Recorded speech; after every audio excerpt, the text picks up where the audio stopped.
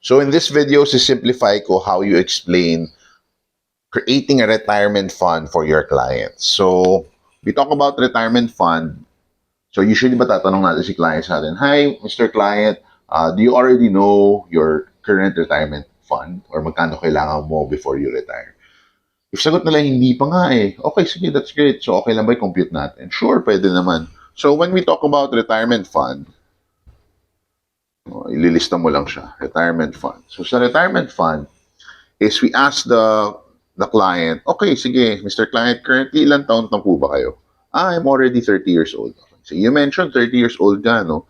Until when do you see yourself working? Or kailan mo nakikita yung sarili mo magre-retire? Pag sinagot niya sa'yo is, let's say, 50 years old.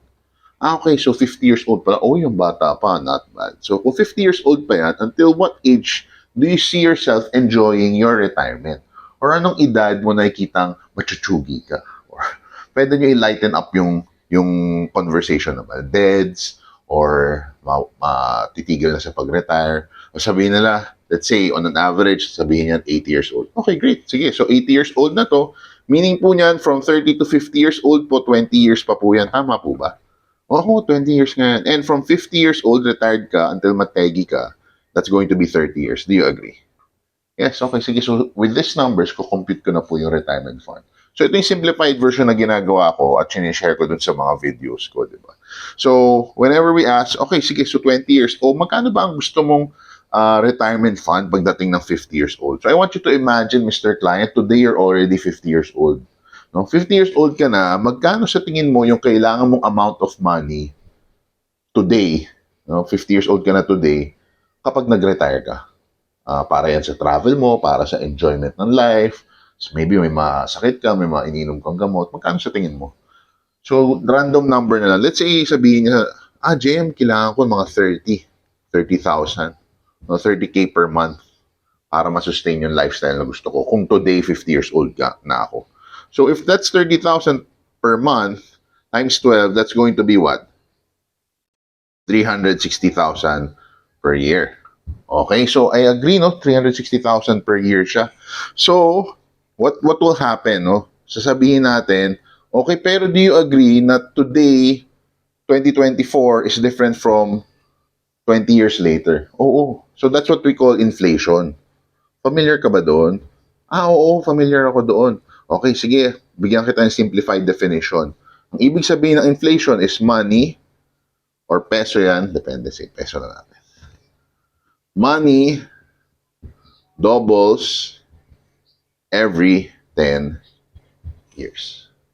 Money doubles every 10 years. Paano yun? So, para example, ang Coca-Cola in can, ano ba 10 years ago, magkano siya, yung Coke in can? Mga 20, 25 pesos per can. O today, magkano siya? 40, 50 pesos. Tama ba? O nga, 20, ang halos doble. Gasoline, magkano siya 10 years ago?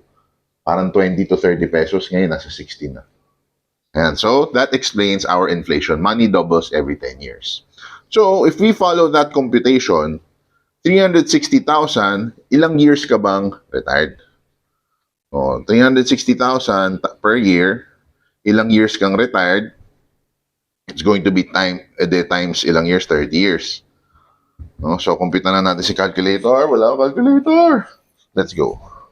Calculator, sabi sa akin dito ay 360 times 30 years. So, 10.8 million po ang kailangan ninyo. Hindi pa natin pinapasok ang inflation. Malaki ba yung 10.8 million? Yes, malaki po yan. Okay, kung malaki yan, fa-factor in natin yung inflation, Since 20 years po yan, and money doubles every 10 years, that's times 2, times 2. Kasi 20 years. If less than po yan, edi times 2 lang, isa lang. Kung more than, kung bata pa po, 20 years old, plus 50 years old, edi times 2, times 2, times 2. Depende po siya. So in this scenario, dahil 20 years po yan, times 2, times 2. So 10.8 times 2, 21.6. 21.6 times 2, 43.2 million. Question, Mr. Client, malaki po ba ang 43.2 million? Ang laki naman ng retirement fund. Yes, pero here's the thing, Divide ko muna yan by by 12 ay by ilang years kang pag-iipunan. So let's say pag-iipunan natin 43.2 million divided by 20 years natin yung pag-iipunan bago ka mag-retire. And that would be what? 43,200 divided by 20 years. So that's going to be 2.16 million per year. So 2.16 million per year na yan, divide natin ulit by 12 para makuha natin monthly. So divided by 12, that's going to be 180,000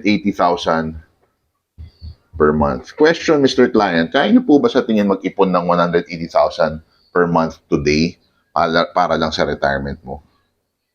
Ay, hindi. So gaano kalayo pa po ba yung sinisave mo? Malayo pa pala. So what if later on I can share you a plan na hindi lang 180,000 yung pwede mong itatabi? Maybe less. Okay ba yun sa'yo? Wow, okay yun sa akin. Sige, so next tayo. After retirement, discuss mo yung next portion. But for the sake of this video, yan na po muna. Okay, clear ba yun? Kung clear po, pakisabi na lang clear. Thank you!